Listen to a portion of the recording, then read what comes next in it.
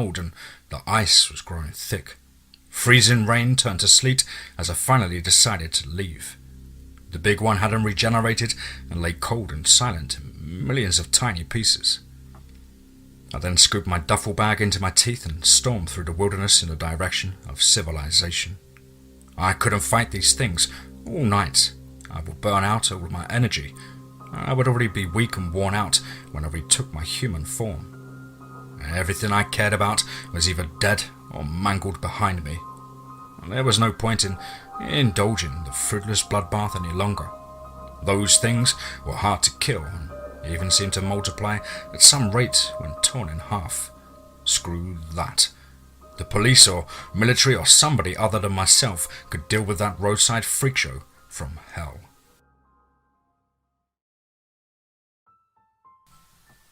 Officer Ryan Kelly of the Georgia State Patrol was making his rounds through the long stretches of rural highway. He knew well that folks in these parts often enjoyed exceeding the speed limit and often had a few too many drinks. He had seen enough horrible wildlife crashes and DUI-induced wrecks on these country roads. People treated these sparsely populated highways like they were the autobahn. They only slowed down when approaching a town, and then soon as they cleared the town limit, they were back to doing 90 and a 55.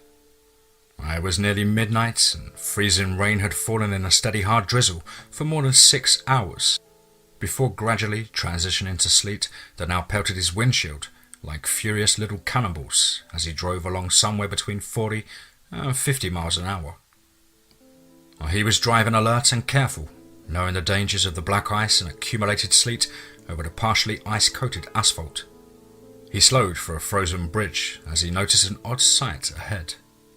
A dim light shone through the darkness and blurring sleet-filled air. As he approached, he called in for assistance from the nearby town, noting a semi that was overturned and after T-boning a pickup truck. He felt it was odd as he put on his flashing blue lights. There wasn't a crossing intersection here. Yet that truck looked as though it meant to drive directly across the highway. He figured that the truck had been travelling over speed and skidded past the stop sign. Ryan exited his patrol car to survey the scene. The beam of his Streamlight tactical flashlight illuminated the crash through the spitting of sleet. He noticed flakes of snow mingling with the tiny hail-like balls of ice.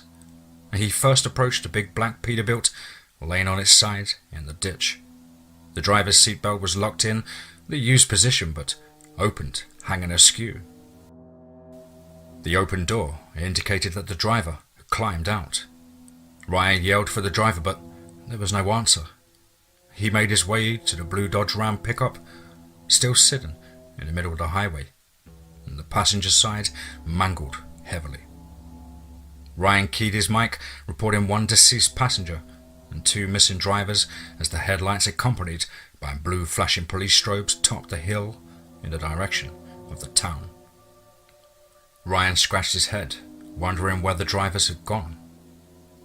It seemed to him that they would have sustained injuries, and if they had taken to town on foot, well, surely they would have flagged down the local sheriff cars that were now slowing to approach him, as he noted the red lights of an ambulance and the headlights of volunteer first responder vehicles.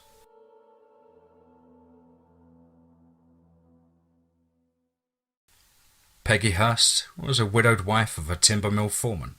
Her husband, Bill Hurst, had passed 5 years ago at the age of 79. She had found difficulty sleeping in these last years due to her grief, but also contributed by her 19-year-old granddaughter, Stephanie.